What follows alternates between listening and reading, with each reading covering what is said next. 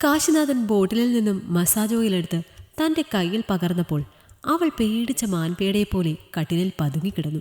അവളുടെ പേടി കണ്ട് കാശിനാഥൻ പറഞ്ഞു, നോക്കു പെണ്ണേ, ഇന്ത്യയിൽ തന്നെ ഏറ്റവും ഫേമസ് ആയിട്ടുള്ള വിവെൽ സ്പായുടെ മാനേജിംഗ് ഡയറക്ടറാണ് ഞാനെന്നറിയാമല്ലോ.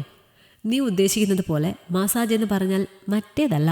ഒരു മസാജറുടെ മുന്നിൽ തന്നെ കിടക്കുന്നവർ രോഗികളാണ്. മസാജിന് വിധേയമാകുന്നവരും അങ്ങനെ തന്നെയാണ് ചിന്തിക്കേണ്ടത്. ഞരമ്പിൻ്റെയും നാഡികളുടെയും മസിലിൻ്റെയും ഡിസോർഡറിലുള്ള എല്ലാ കോശങ്ങളെയും നേരെയാക്കുന്ന ഒരു ഡോക്ടർ മാത്രമാണ് മസാജർ. ആയിക്കോട്ടെ. ജിജി കാശിനാഥന് അനുവാദം കൊടുത്തു. അവൻ്റെ ഉഴിച്ചിലിൽ സ്വയം മറന്ന് അവൾ ആ കിടപ്പിൽ പഴയ സംഭവങ്ങൾ ഓർത്തെടുത്തു. അയ്യോ, എൻ്റെ അമ്മച്ചിയെ! വെട്ടിയിട്ട ചക്ക വീഴുന്നത് പോലെയും അതോടൊപ്പം മകൾ ജിജിയുടെ അലർച്ചയും ഒന്നിച്ചു കേട്ട് അമ്മ അടുക്കളയിൽ നിന്ന് ഓടി വന്ന് നോക്കിയപ്പോൾ കണ്ട കാഴ്ച അവരെ ഞെട്ടിച്ചു. എന്തുപറ്റി മോളെ? ബാത്റൂമിൻ്റെ വാതുക്കൽ മകൾ മലർന്നടിച്ചു വീണു. നടുവുളുക്കി കിടന്ന് പുളയുന്നു. ജിജിക്കും സ്വയം എഴുന്നേൽക്കാൻ പറ്റുന്നില്ല. അയ്യോ, ആരെങ്കിലും വായോ, എൻ്റെ കുഞ്ഞിനെ എഴുന്നേൽക്കാൻ സഹായിക്കണേ! അവർ പുറത്തേക്ക് നോക്കി നിലവിളിച്ചു. ചേച്ചി സൗമ്യ പുതുതായി വാങ്ങിയ ഫ്ലാറ്റിൽ പാലുകാച്ചലിലും കയറി താമസിക്കലും ഒക്കെ കഴിഞ്ഞ് അന്ന് രാത്രി അവിടെ തങ്ങിയ കാശിനാഥൻ രാവിലെ എഴുന്നേറ്റ് കാപ്പിക്കുടി കഴിഞ്ഞ് പോകാൻ ഇറങ്ങിയതാണ്. ഫ്ലാറ്റിൻ്റെ പാസേജിൽ കൂടി ലിഫ്റ്റിനടുത്തേക്ക് പോകുമ്പോൾ അടുത്ത ഫ്ലാറ്റിൽ തുറന്നു വെച്ച ഡോറിൽ നിന്നും ആ സഹായം ചോദിച്ചുകൊണ്ടുള്ള ദീനരോദനം മുഴങ്ങിക്കേട്ടു.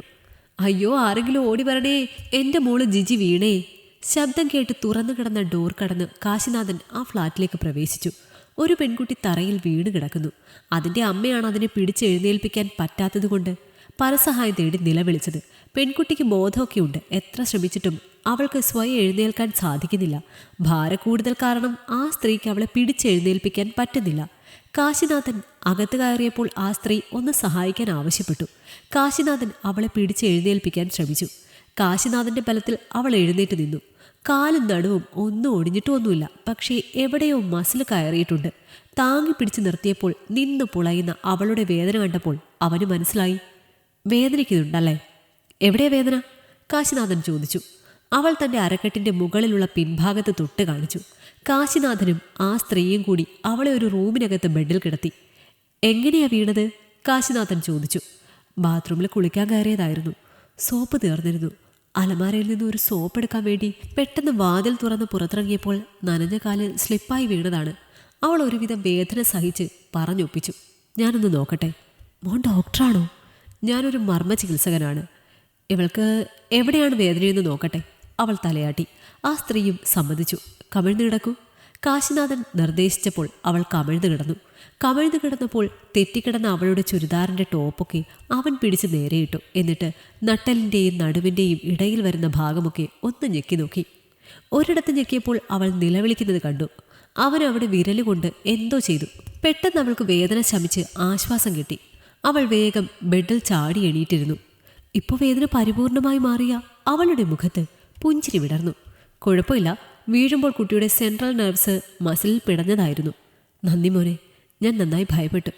മോനില്ലായിരുന്നെങ്കിൽ ഞാൻ ഒറ്റയ്ക്ക് വല്ലാതെ കഷ്ടപ്പെട്ടേനെ. എവിടെയാ മോൻ ചികിത്സ ചെയ്യുന്ന സ്ഥലം? എന്താ മോനെ പേര്? എൻ്റെ പേര് കാശിനാഥൻ. ഞാനിവിടെ അടുത്താണ് ജോലി ചെയ്യുന്ന സ്ഥാപനം, വിവെൽ സ്പാ സെൻറ്റർ. ഞാൻ അവിടുത്തെ മെയിൻ മസാജറാണ്. ടൂറിസ്റ്റുകളായ വിദേശികൾക്കും പ്ലേയിങ് സ്റ്റേജ് പീപ്പിൾസും ഹെയർ ക്ലാസ്സും ഒക്കെയാണ് ഞങ്ങളുടെ കസ്റ്റമർ. എന്ന് വെച്ചാൽ പാവങ്ങളെ സഹായിക്കുന്നില്ല എന്നല്ല കേട്ടോ, ആർക്കും വരാം. പിന്നെ അമ്മയുടെ പരിചയത്തിൽ ആർക്കെങ്കിലും എന്തെങ്കിലുമൊക്കെ വേദനയോ നീർക്കെട്ടോ അതുപോലെ വല്ല മർമ്മവേദനയോ ഉണ്ടെങ്കിൽ അവിടെ വന്നാൽ മതി, ഒക്കെ നമുക്ക് സുഖാക്കാം. അതും പറഞ്ഞ് ചിരിച്ചുകൊണ്ട് അവൻ തൻ്റെ കയ്യിലുള്ള ബാഗ് തുറന്ന് ഒരു കാർഡ് എടുത്ത് അവർക്ക് നീട്ടി. ജിജി കാർഡ് വാങ്ങിച്ചു. എൻ്റെ അമ്മയ്ക്ക് മുട്ടുവേദനയും നടുവേദനയൊക്കെ ഉള്ളതാ. നോക്കട്ടെ, ഒരു ദിവസം അമ്മയും കൂട്ടി ഞാൻ അങ്ങോട്ട് വരാം. ജിജി പുഞ്ചിരിച്ചുകൊണ്ട് പറഞ്ഞു. ഓ, സന്തോഷം. കാശിനാഥൻ പറഞ്ഞു. അത് ശരിയാണ് മക്കളെ, ഈ മകൻ ചികിത്സിച്ചാൽ എൻ്റെ വേദനയൊക്കെ പോകും. മോൻ അപ്പുറത്തെ ഫ്ലാറ്റിൽ താമസം വന്ന സൗമ്യയുടെ ആരാ? സഹോദരനാണോ? അതെ, എൻ്റെ ചേച്ചിയാ സൗമ്യ. എങ്കിൽ ശരി, ഞാൻ പോട്ടെ. ജിജി ഓക്കെ അല്ലേ? വേറെ പ്രശ്നമൊന്നുമില്ലല്ലോ? ഹോസ്പിറ്റലിൽ പോകണോ? അത് കേട്ടപ്പോൾ അവൾ ബെഡിൽ നിന്നും ചാടി എണീറ്റ് കൊണ്ട് പറഞ്ഞു. ഏയ് വേണ്ട, ഞാൻ ഓക്കെയാണ്. ഇയാൾ തക്ക സമയത്ത് വന്നില്ലായിരുന്നെങ്കിൽ ചിലപ്പോൾ ഹോസ്പിറ്റലിൽ താങ്ങിക്കൊണ്ടുപോയി അലോപ്പതി ചികിത്സയിൽ എൻ്റെ ഒരു മാസം പോയനെ. അവൾ എഴുന്നേറ്റ് നടന്ന് കാണിച്ചുകൊണ്ട് പറഞ്ഞു. അത് ശരിയാണ്, മർമ്മ ചികിത്സ കൊണ്ട് ഇങ്ങനെയൊക്കെയുള്ള ഗുണമുണ്ട് ആയുർവേദത്തിൽ. എന്നാൽ ശരി. അതും പറഞ്ഞ് കാശിനാഥൻ ആ ഫ്ലാറ്റ് വിട്ട് പുറത്തിറങ്ങി. കാശിനാഥൻ പോയപ്പോൾ ജിജി വീണ്ടും കുളിക്കാൻ കയറി. തണുത്ത വെള്ളം ഷവറിൽ നിന്നും തലയിൽ വീണുകൊണ്ടിരിക്കെ അവൾ ഓരോന്നും ആലോചിച്ചു. ഒരു മാന്ത്രിക സ്പർശം കൊണ്ട് തൻ്റെ വേദന ഇല്ലാതാക്കാൻ ദൈവം അയച്ചതുപോലെ തക്ക സമയത്ത് കയറി വന്ന അയാൾ ആരാണ്? അമ്മയോട് പറഞ്ഞത് താൻ കേട്ടു. അപ്പുറത്തെ ഫ്ലാറ്റിൽ പുതുതായി താമസം വന്ന ചേച്ചിയുടെ അനിയനാണെന്ന്. പേര് കാശിനാഥൻ. എന്ത് നല്ല സ്വഭാവം.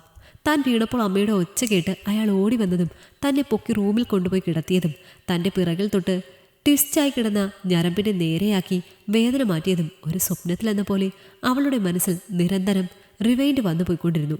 അവൾക്ക് ഓഫീസിൽ പോകാൻ നേരമായപ്പോൾ ഒരുങ്ങിയിറങ്ങി. അമ്മയോട് യാത്ര പറഞ്ഞ് നടക്കവേ ഫ്ലാറ്റിൻ്റെ വാതുക്കൽ വരെ ആ അമ്മയും മകളോട് കൂടെ നടന്നു. മോളെ, സത്യത്തിൽ നിനക്ക് വേദനയും മറ്റു പ്രയാസങ്ങളോ ഒന്നും ഇല്ലല്ലോ? ഇല്ലമ്മേ. നനവ് കാരണം 2 കാലും വ്യത്യസ്ത ആംഗിളിൽ സ്ലിപ്പായി. വീണപ്പോൾ അരക്കെട്ടിലുണ്ടായിരുന്ന ആ കോച്ചിപ്പിടുത്തവും വേദനയൊക്കെ ആ കാശിനാഥൻ തൊട്ടപ്പം തന്നെ പോയി. ആ ശരി ശരി, എന്നാൽ മോള് പോയിട്ട് വാ. ആ സ്ത്രീ മകൾ ഒരു പ്രയാസവും വേദനയും ഒന്നുമില്ലാതെ നടന്നു പോകുന്നത് കണ്ട് ആശ്വസിച്ചു. ഈശ്വരാ, ഭഗവാൻ കാത്തു. അതും പറഞ്ഞവർ ഫ്ലാറ്റിനകത്തേക്ക് കയറി. ഓഫീസിൽ ലഞ്ച് ബ്രേക്ക് കഴിഞ്ഞ് ജിജി തൻ്റെ ബാഗ് തുറന്ന് കാശിനാഥൻ നൽകിയ കാർഡിലെ അവരുടെ ഓഫീസ് വെബ്സൈറ്റിൽ ഒന്ന് കയറി നോക്കാൻ തീരുമാനിച്ചു.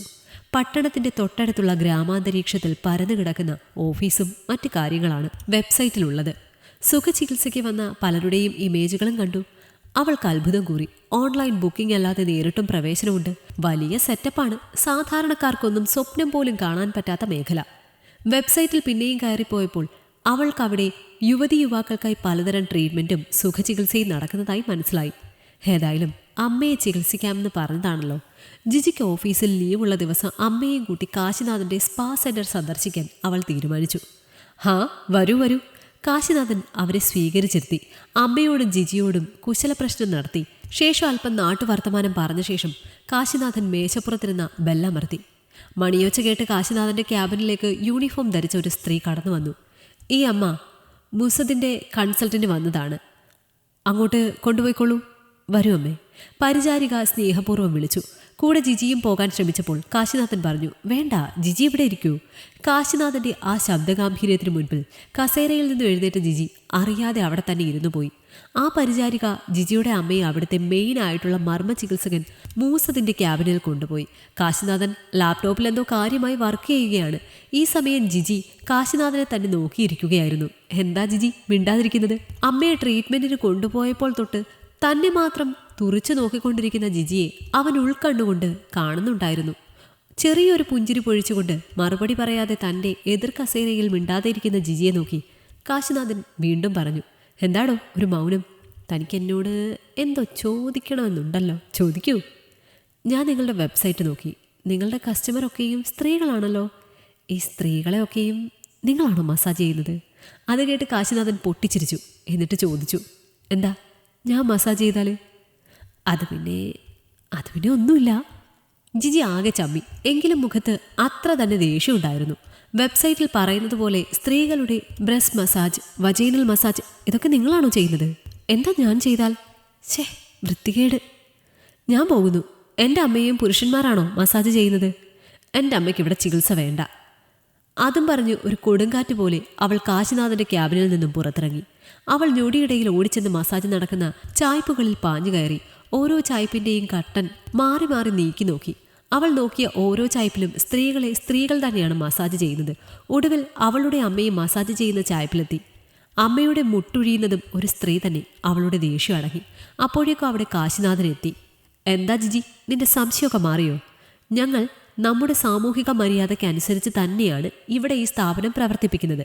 പുരുഷന്മാരുടെ സെഷൻ വേറെയാണ്. അവിടെ പുരുഷന്മാർ തന്നെയാണ് അവരെ ട്രീറ്റ്മെൻറ്റ് ചെയ്യുന്നത്. ജിജി തല കുനിച്ചിരുന്നു. ഒന്നും മിണ്ടിയില്ല. നീ വാ, അമ്മയുടെ ട്രീറ്റ്മെൻറ്റ് നടക്കട്ടെ. കാശിനാഥൻ അവളെയും കൂട്ടി വീണ്ടും ക്യാബിനിലേക്ക് വന്നു. സത്യം പറ, എന്താ നിൻ്റെ പ്രശ്നം? എനിക്ക് കാശിനാഥനെ ഏറെ ഇഷ്ടം പറയാനാണ് ഞാൻ വന്നത്. അത് കേട്ട് കാശിനാഥൻ പുഞ്ചിരിച്ചു. എനിക്കും ജിജി ഏറെ ഇഷ്ടമാണ്.